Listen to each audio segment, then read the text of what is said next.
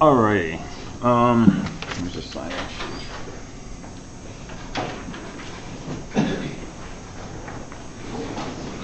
So how's it going? Tiring. Tiring. It's only Monday. It's Sunday for me. People got Eclipse working? Yes. Yeah? Obviously. I don't like it. Cool. I like IntelliJ better. What? I liked IntelliJ better. You like IntelliJ better? Well, you can keep using IntelliJ. You just gotta use Eclipse to turn in. Like, can I just, are you able to just copy and paste the source code into it? Yeah, I kind of started by and large, but for the GUI stuff, it's going to be tricky. Okay. I don't know, you could try some small examples and see if it works. I started PA3 and I've been doing it in IntelliJ, and eventually I guess I'll... You got some graphical objects coming up? Yeah, like I have the whole calculator. Okay, yeah, try copying and pasting. I know IntelliJ claims to be able to import Eclipse projects. I don't know if Eclipse will import IntelliJ. That would be your easiest solution. I guess it actually would be best to try it right now. But yeah, try it right now before you get too deep. And if it works, try it periodically along the way. Yeah. Because you might get to a point where you're doing something that breaks it, and then at that point you could take the leap and switch over to Eclipse. Okay. All right, well I got PA2 graded, and you got grades recorded and comments and feedback in there. So PA2 looked really good. PA2 was almost certainly the most challenging assignment so far we've had in certainly in this course, but probably in the whole curriculum. And it's probably the most challenging that you'll encounter in this course. It gets a lot more straightforward from here on out. Such a difficult style with PA too. Yeah, and it's tricky because there's all these moving parts and there's things that have to go into other things. And for a lot of people, it's sort of the first exposure to kind of thinking in terms of objects and such. I'm going to run some sample code up here on the display in a few minutes, and we'll talk about some of these things, like how objects can help us do this kind of thing. But you know, PA3, some people have already got this done at this point, and they're polishing. So I mean, it's I think it's easier to kind of do coding when you're taking these complex data structures and sort of putting them together, right? Instead of how do I make a list, now how do I make a list of words, now how do I keep it sorted, now how do I put another list inside this list, right? That's a real kind of multiple front question. But the code I saw looked really good. So a lot of people got it working perfectly, which is great. A lot of people got it working most of the cases, which is also great. If you know you're getting underscores in your words instead of suppressing those, that's not like a fundamental problem, like I don't understand objects, I'm going to have to repeat this year at Clark, right? That's just a detail, an edge case, testing all the possibility kind of thing. So that's not a cause for great concern. If you got your list of words, but you couldn't figure out how to get the list of locations in there, right? That's not really a fundamental thing either. If you got a linked list of words at all, right, you've got an essential part of the idea of how to work in Java, how to work with objects, and so on and so forth. So I'll comment on some of the things that I saw, some of the difficulties as we go through a version of the code. But I put some feedback in there if you had lots of things that weren't working, right? I tried to kind of address where I think maybe you are and where you might want to go next, and come and talk to me, right? Let's sit down, let's go through the code, and let's connect the dots and make sure that that it's making sense to you.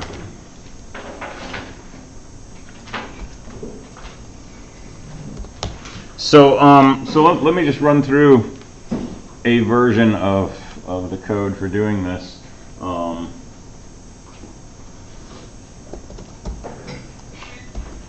So a number of people submitted a main.java with their tar file. I tried to be explicit and said don't include main.java. I didn't take off points if you did, but I generally completely ignored main.java if you submitted it. And I used a main program like this. So you've seen this in the assignment, right? Construct an index utility, call its build index method to get a word list, and then call the word list print method. And you got to be really careful about, build index is a lowercase b and uppercase I, because your classes are being linked into my main program. And if your build index has an uppercase b or lowercase I, when I try to run this, it's going to say class not found. So that's a few points. That's not like a fundamental, I don't understand anything about Java kind of issue, right? But I take off points just to sort of stress the point that that's really important, because that's how you get hooked up to, whatever code is using this. And if there was an automated tester, right, it wouldn't be able to test any of your code, which could translate to a 0. So it's worth double checking that and running it against the test code. So index utility is really how you kind of tap into all the work that you did, right? It's all through that one constructor. You make an index utility, you get this object IU that I called it, and that's the only way I have access to your build index method. And that's the method that constructs the entire linked list of linked lists. And then the only way I have access to that structure is by using the print method in the word list class. So you got all this stuff going on under the hood. You got all these things that you're building and moving around and comparing and assembling. And the way I get to that, the way I make that happen, the way I examine the results is just a few simple method calls, right? This is totally classic object-oriented methodology. You get a package that lets you,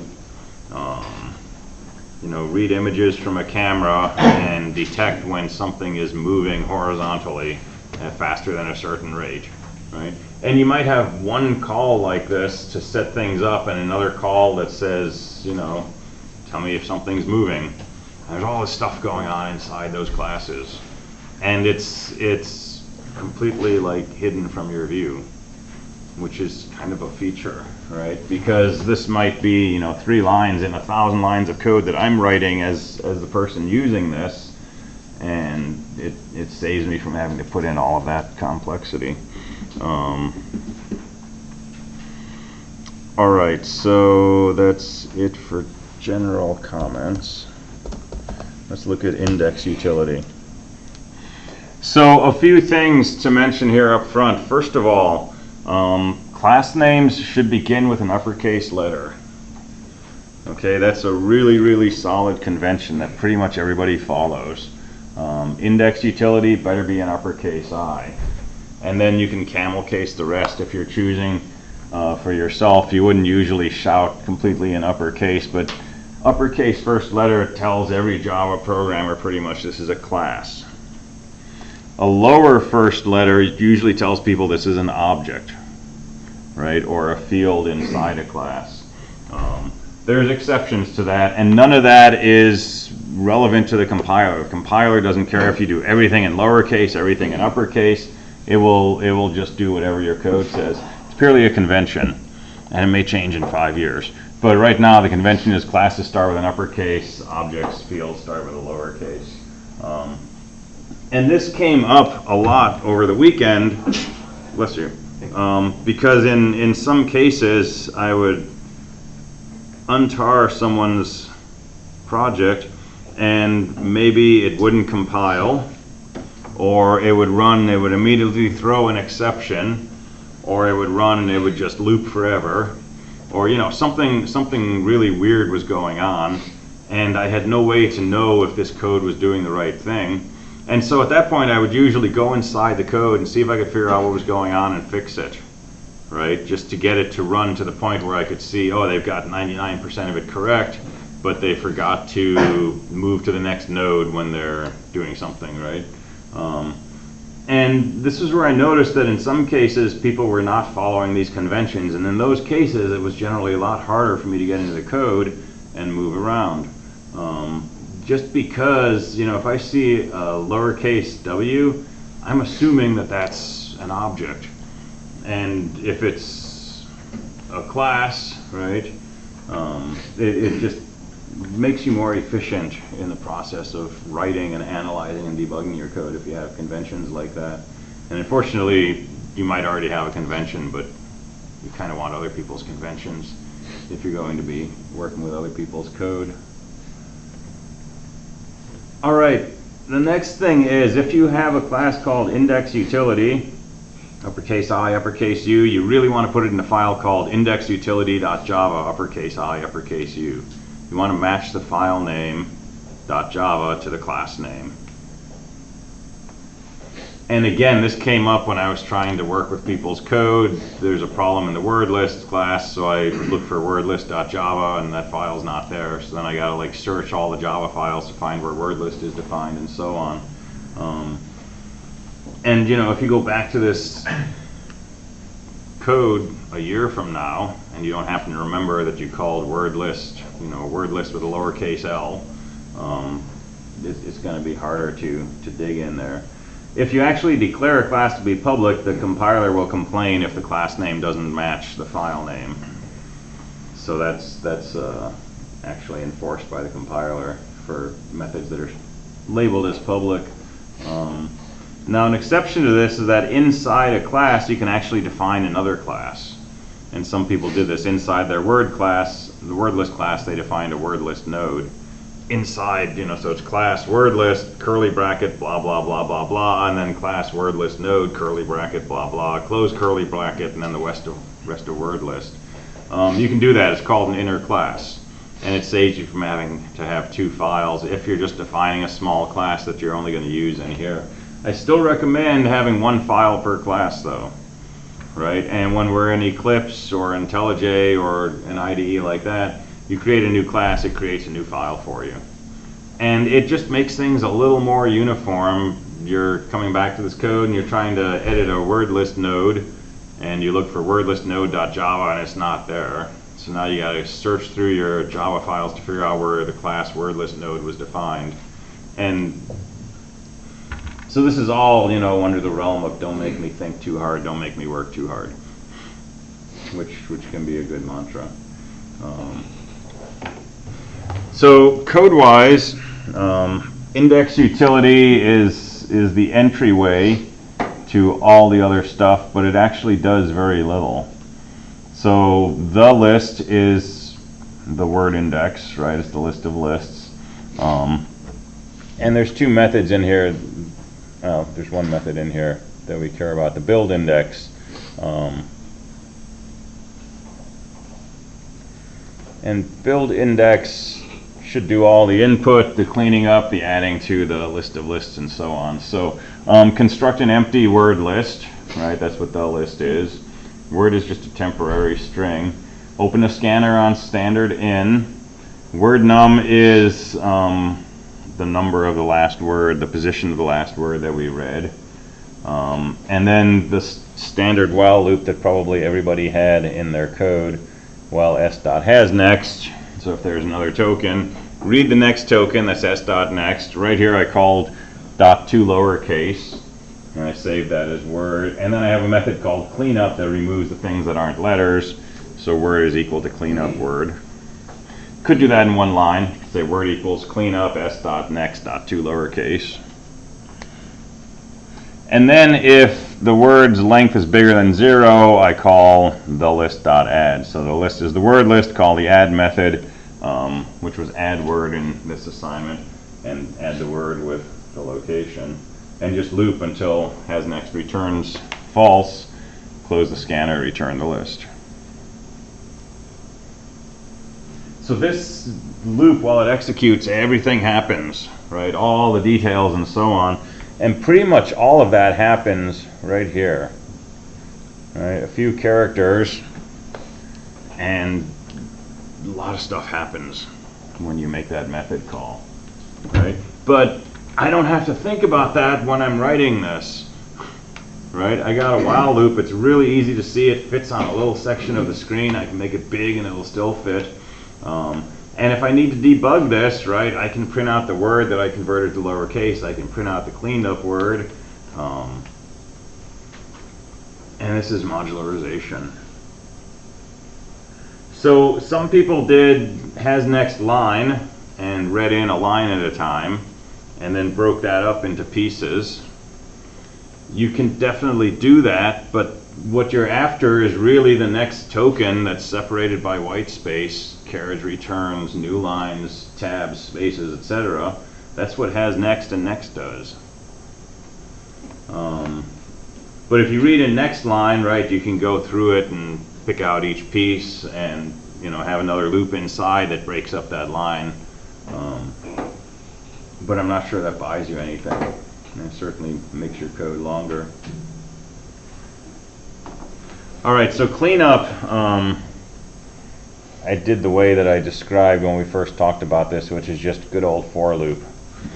So initialize an output string to be empty, go through each character in the input, and if it is a letter, append it to the output, and then just return the output. So a few things here. First of all, in.length parentheses, we're calling a method. Okay, when you say object dot something parentheses, that means you're calling a method. So you're running some code. And for strings, you have to call the length method. For arrays, if you say array name.length, no parentheses, it tells you how big the array is. That's just reading a field. Okay, if you don't put parentheses on here, you'll get a compile error. And that's a good hint. So there's other ways to do this. You can do this with string.replaceAll and replace things that aren't letters with quote quote. And a lot of people did that, and some of those were successful and some cases were not. Depending, you have to put a regular expression in there to pick up letters, and depending on how you do that, some people ended up picking up underscores or other characters. Some people tried to do this by using ASCII codes, and the 3 or 4 people who did that, I didn't see any of them that succeeded. ASCII codes are magic numbers. That's the first thing. Not everybody in the world uses ASCII, particularly on older machines. And ASCII only works for a very small subset of characters. Uppercase, lowercase, A through Z, digits, and a handful of punctuations. It's American-centric, American Standard Code for Information Interchange. That's what ASCII stands for. Doesn't work for other character sets. Unicode is up to 32 bits per character. Works for every known language to us right now, conceivably. And things like isLetter or 2 lowercase, they pay attention to Unicode, right? So if it's an ASCII character, it'll certainly work, but if it's coming from a different character set, it'll do something reasonable, supposedly. So you're safer using these things, letting those do the ASCII code magic. Is this at least 65? Should we add 32? And so on. So different ways to do the cleanup. That was one of them. All right, so word list is the workhorse where most of the stuff happens. So word list I composed of word list nodes. Let me mention something here that I noticed in a few cases, which I hadn't thought about before. So here's a word list.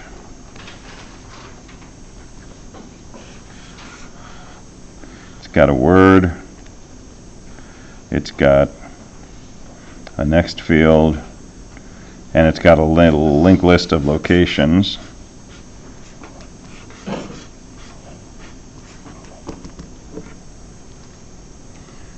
And the way I had suggested this was each of these should be something like a word list node. I didn't mandate a name for that, but some kind of class for each of these nodes, and this is a linked list of these nodes. What some people did, and you can make this work, is have each of these things be a word list. So a word list is a linked list of word lists. And that's possible, but it's a little convoluted. So a word list also contains, so a word list is this linked list. It also contains an add word method, and it contains a print method, and maybe it contains a toString method, and it's got a header which points to the beginning of the list and so on. And what you're basically doing is you're making each of these nodes one of these big objects that contains all of these things. And you could carry this to an extreme. We could make the location list a part of a word list. And so we could actually have a location header and a location data and a location next. And we could have these giant, super duper humongous objects that are simultaneously a word list node, a location list, and a location list node, right? And you could make this work, but it's really kind of going in a different direction from what the idea of objects are, which is encapsulating code and data into these things that become, sort of complete entities that we take and we use inside other things. And this is sort of bundling them all into one giant behemoth object. And so, yeah, you can get it to work, but it's kind of not what we're after. So, if you got it to work like that, right, that was fine, but I usually made a comment, or I at least I'm making a comment here in class, that think about separating these things out. Think about what is the real essence of one of these nodes in a word list. Is it a word list or should it be something different, right? And try to put the stuff that belongs in there and not put in stuff that doesn't. So in this instance, I had a word list and a word list node. The word list node I used to define a field called header, which is the first node of the list. So I chose not to use a sentinel. You can use a sentinel if you want. Either way is fine. So the constructor is minimal. It just sets the header to null, which is what it is anyway. If you have a sentinel, your constructor would create an initial word list node, set header equal to that, and have that point to null. But whatever you need to do to declare your initial list, which is going to be empty, that's what you do in your constructor. And then here's the good stuff, is the add method.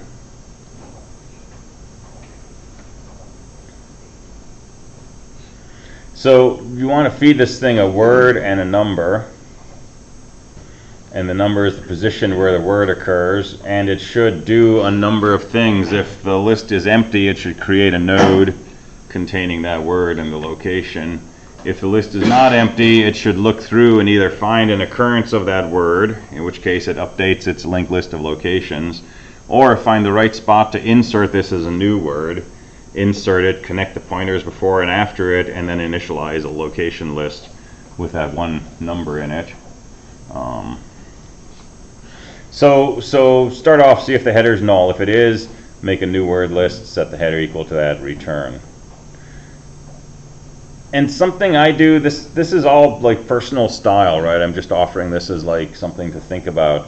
I've got a kind of an edge case here that's really easy to deal with, right? If the header's null, make one node, that becomes the header, we're done, right? So sometimes I put the easy edge cases in the beginning so that as I'm reading this, I can not worry about that first section of code. Right? That's only going to happen once, the first time that you insert a word. And after I do that assignment to header, I do return. Now, I could have just said curly bracket and then said else and put all of this in an else block. But to me, that's harder to work with. For one thing, everything is indented further. For another thing, I have more closing curly brackets at the end, and that's always a potential source of error, especially when you make edits.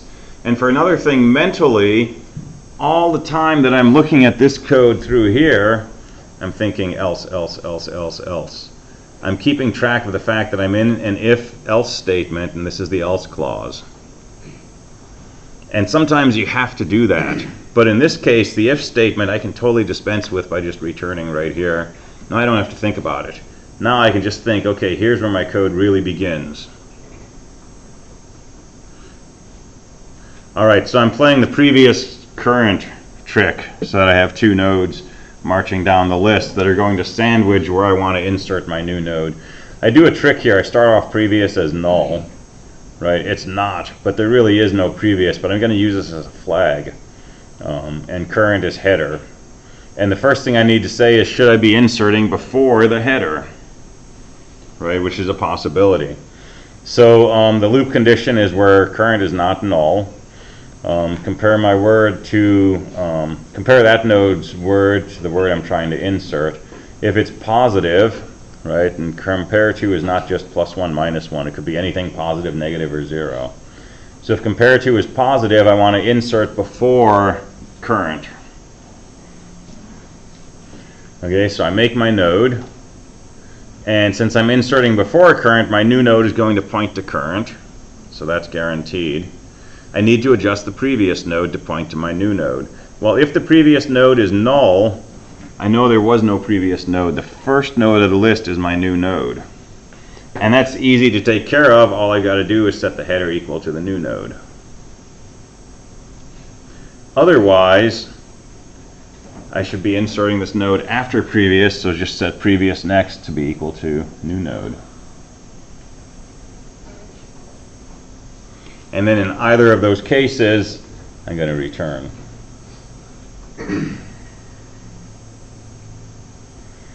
So I'm like doing psychoanalysis on myself right here. I think to me this feels like an if-then-else situation, right? Either insert in the beginning or insert it after previous. And in either case I'm going to return, so I put the return outside. You can put the return in here also. But if I'm going to do the same thing in either case, may as well throw it outside. I don't know. Once I get down to this curly bracket, that's the end of inserting a new node. So I don't know if you know this in VI, but you can use a % sign to match braces, parentheses, brackets. So this goes with that first if statement. So all of that block of code there, that's where I found a place to insert. Which means if I come down to this if statement, I haven't inserted yet. I got to keep looking for a place to insert. So, well, there's another possibility, which is that the word I'm trying to insert is actually the same as the current word. So I check that condition here. If current word equals the word I'm inserting, well, then I don't need to create a new word list node. I just need to add a new number to the end of that node's location list. And here again, one line of Java code. Current is the node. Current.refHeader is the location list. Current.refHeader.add is calling the add method on that location list, and I pass it the number, and that method will tack a number onto the end of that linked list. And then I just return. And here again, this could have been an else up here, and this could have been an else down here, and now I'd be 2 or 3 levels indented. But I'm done, right? If I inserted, I'm done. If I updated a word that was already in the list, I'm done. Otherwise, we got to move down the list. So we do our usual shuffle, change the previous to the current node, change current to the node after it, and that's the end of our whole loop. So this brace matches up to the beginning of the while loop. And if you come out of the while loop, you've got another case to deal with, which is that you ran out of nodes and you never found a place to insert. What does that mean? It means you got to insert it at the end. So in that case, make my new word list node, have the last node, which is previous, point to that new node, and then you're done.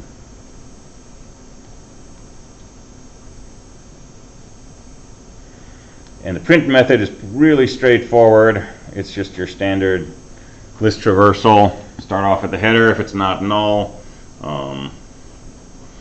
Print out the word in the node, a colon, and then I just concatenated the location list, and there's a toString method in location list that will return that comma separated list of integers, and then move to the next node and go back. And the word list node is just a holder for a word list node pointer, which is next, and the location list pointer, which I called reference header. And a constructor, anytime we create a new word list node, we already know the word and we know where that word is located. So you can pass both the word and the position to the constructor and save the word, set the next word node to null, and create a new location list and initialize it to the desired position you're trying to save.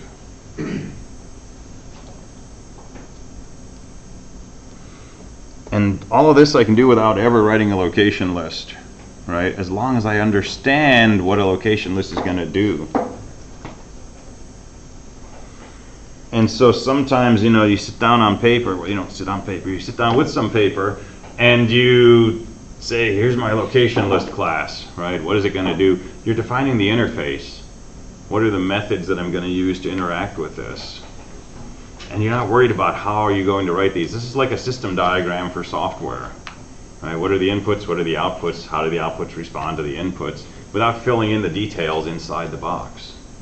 But if you understand the interface to a location list, you can use it in writing other code. And then somewhere down the road, you actually build a circuit for that. You actually write the location list code. And the same thing with the index utility. If you've done that for a word list, right, you can use that inside the index utility's build index method.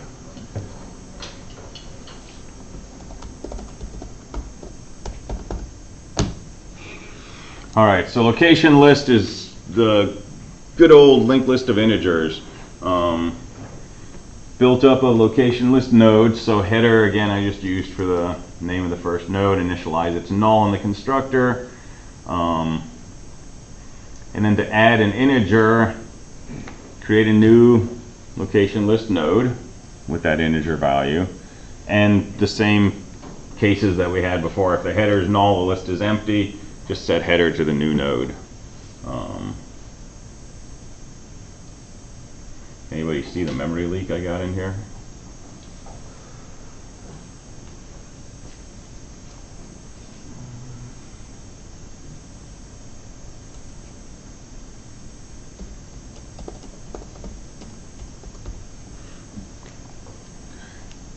Because I already created a new location list node in the first line. And then if the header is null, I actually create a new location list node and set header equal to that. And this new node is unused. It's not really a memory leak because there's a garbage collector, but it would have been better to just set header equal to new node. If the header is not null, we got to get to the end of the list, and so make a temporary node pointer, start it off at the header, and just move through until it's pointing to null. I don't want to loop until temp is equal to null, because if temp is null, I don't have anything to change that's going to point to my new node. So I loop through until the temp node is pointing to null. That means temp is the last node. Last node of the list points to null. So when I come out of this loop, temp is pointing to the last node, so I set temp.next to be the node we're tacking to the end, and we're good to go. And then the toString method, we've seen this before. If the header is null, just return an empty string. That should never happen because the only time we construct a location list is when we initialize it to have some value. But keep the code general. And then make a temporary node to point to the header, tack its data onto an output string, and then loop through. And as long as you have more data, put on a comma on that next node's data value until you get to the end, return the string. And then location list nodes are just data and a pointer with a basic constructor that assigns the integer to be the data piece.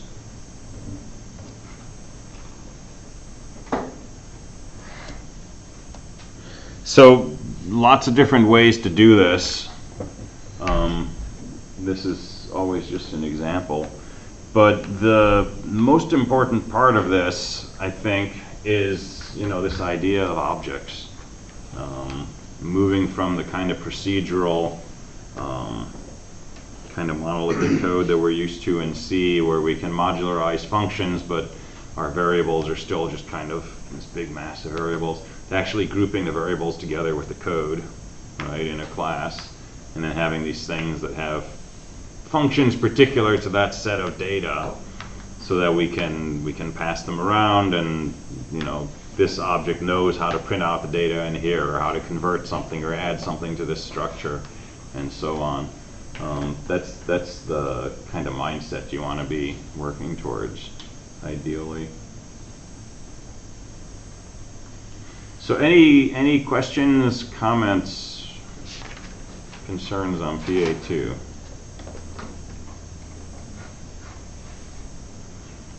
All right, did everybody sign in?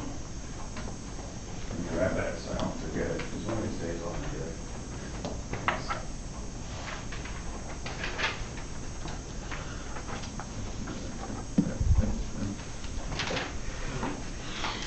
All right, how is PA3 looking?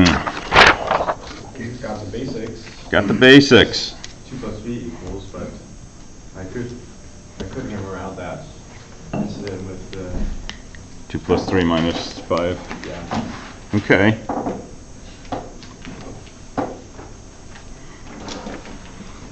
Let's Did you say by that previous note about square root function that I can use the math library to help me? Yeah. Don't try to do square roots by yourself unless you're looking for the thrill of it. Same with sines and cosines. Don't do the Taylor series or something. That was my question. Yeah. No, you're totally allowed to use the math library. You just you take your binary, you convert it into a integer, and then you take an integer, you convert it into float, so it's got the exponent form. Then you bit shift to the right, which is the square root, and then you do some error approximation, and you shift back, and you've taken the square root. Shifting to the right doesn't get you a square root. It does if you put in the float, because now you have the exponent in binary form. And if you shift an exponent in binary to the right one, it divides the exponent by 2, and 1/2 of the exponent is the square root. That is true. But now you have to do error approximation for that. Yeah, you got to deal with the mantissa. But yeah, that's I cool. never do that. I just gotta use the math library since it's That's probably easier. John Carmack has an algebra number out there that automatically does that. Oh, cool, nice. In under 2 Newton approximations. Yeah? Yeah. Cool. It does 2 Newton's method calls and it automatically fixes it. Nice. Yeah, so how do you do square roots if you're the math library? Math.sqrt probably. No, I mean if your job is to be the math library. You wake up and you're the math class and you gotta calculate square roots for people. You already said the answer, actually. So Newton's method. So it's a really efficient way to solve equations, to approximate solutions to equations. And if you solve the equation x squared minus n equals 0, the solution is the square root of n. And it takes very few iterations using Newton's method to come up with an answer. What about calculating sines and cosines? How do you do that if that's your day job? You have to do Taylor series and Newton's method. Yeah, so Taylor series is the key. So how many people here have done Taylor series in calc? Been a long time. Don't have to have remembered it. I just wondered how many people saw it. It's a summation, usually some power of x, some constant you multiply it by, and you add these up. And there's a Taylor series for most functions, like sine and cosine and e to the x and so on. And that's how, by and large, most computers calculate these scientific functions. Some computers do it in hardware, some of them do it in a little software loop. But ultimately, someone's got to be doing these calculations. Anybody know how to take square roots by hand? ask me someday, I'll show you. I'm not going to do it in class. There's a way similar to long division for Yeah, I saw for that doing idea. square roots. Yeah. I thought of that idea for a second, but that would have taken a lot. Yeah, I've never tried coding that, and I suspect it's not a lot of fun. I would suspect that too. Yeah. So yeah, you can use all those methods in the calculator assignment. So how do we make a calculator? Let me show you a really, really simplified version of your code. Get number 1, get an operator, get number 2, display number 1 operator, number 2, and go back up to the top. This is not what you're going to do, but this is effectively what your code looks like it's doing. It gets a first number, it gets some kind of operation, plus, minus, times, divide. It gets a second number, it displays the results of doing that operation on the numbers. And then it goes back up to the top.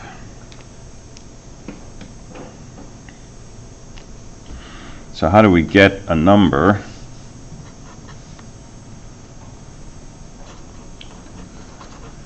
Well, we get a digit. We append to the display. And we go back up to the top. We get another digit. So at some level, PA2 is really simple. Right? If we could somehow make these things happen in 5 or 6 lines of code, it would be really, really simple. But there's a complication here, which is we're not writing a while loop, right? We're not saying, while 1 equals 1, get a button, get a digit, appended to the display, get another digit, and so on. All this stuff is event-driven, right? We should have no code that we're writing that's going to be an infinite loop of any sort. Any code we write, in fact, should do something and exit really quickly. Couldn't we create, we should be able to make the top a text field, right? And then just every button's an active listener, and on click, then what the event or active listener should do is just edit the text name field, right? Yeah, yeah. That's essentially what I did. That sounds perfect. So this loop on the right, get a digit really just means, we're going to have some code that's called when a digit button is pressed. And to append it to the display, well, if the display is a text field or a label, there's a get text method.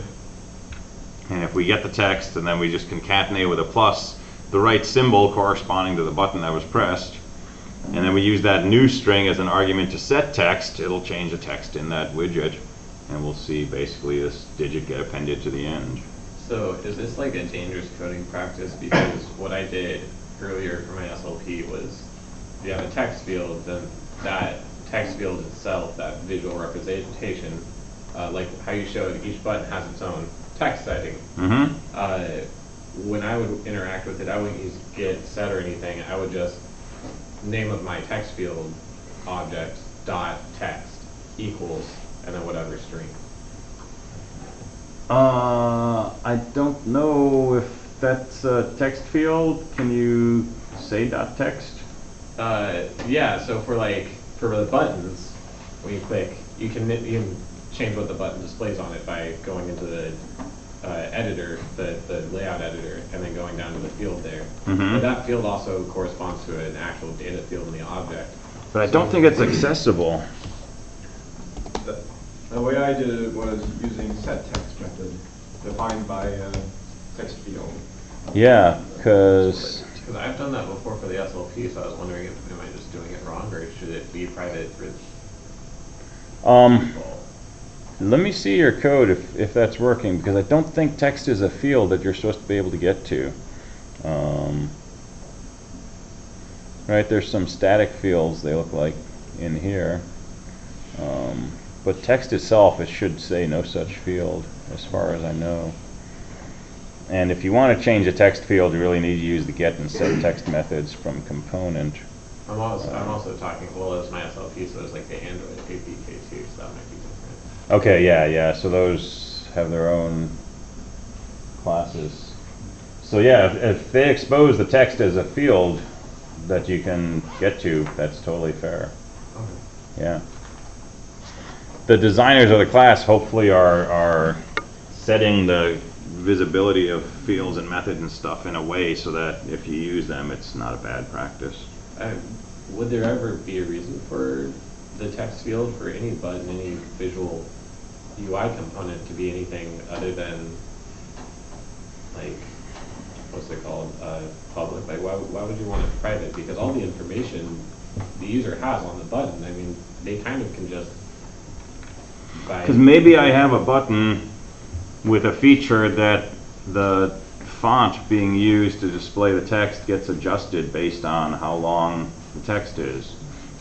So that if you display a button with a really long name, it'll automatically adjust the font. Mm-hmm. Now if I just say button.text equals such and such, there's no way for that change to take place. Mm-hmm. But if I have to say button.setText blah, right, inside the setText method, I can say, okay, here's how many characters are in the label, here's the size of the button, here's the font I need, I'm going to adjust the font.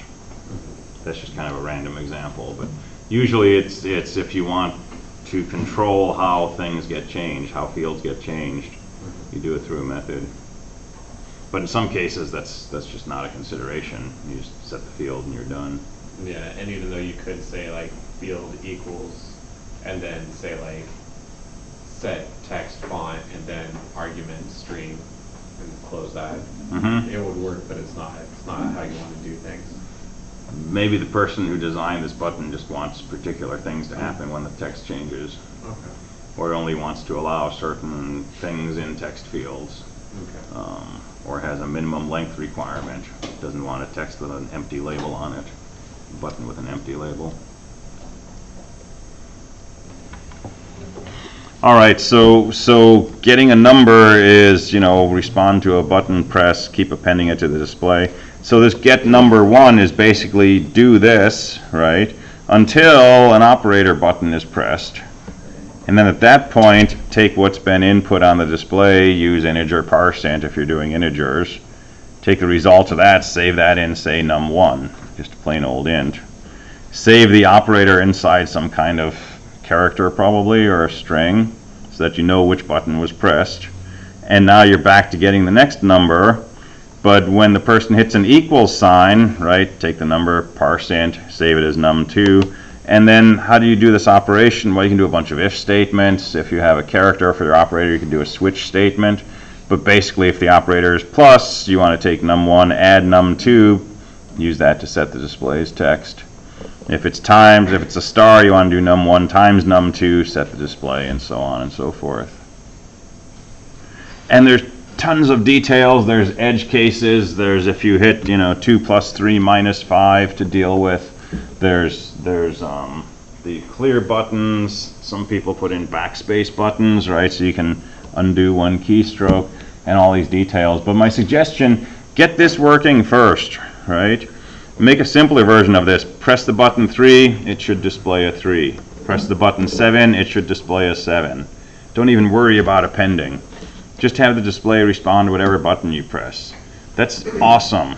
Okay, that gets you through a huge chunk of setting this thing up, getting listeners working, and so on and so forth. And then tweak this to append to the display, right? And then add some code so that if you hit an operator, it goes ahead and it picks up this display and saves it as an int, and print out that int and see if it's the right value. And keep building it up like that, right? So this is particularly fun code to develop this way because it's all sort of user interaction to drive it. But you can still use print statements for debugging and stuff to see what it's doing along the way. Plus we have the debugger in Eclipse. All right, so we're out of time here. So bring questions tomorrow on PA3, and we will look some more at Eclipse. We'll look at some of the things we can do with Eclipse. And then we're going to start looking at some new classes that we can use to make our life better.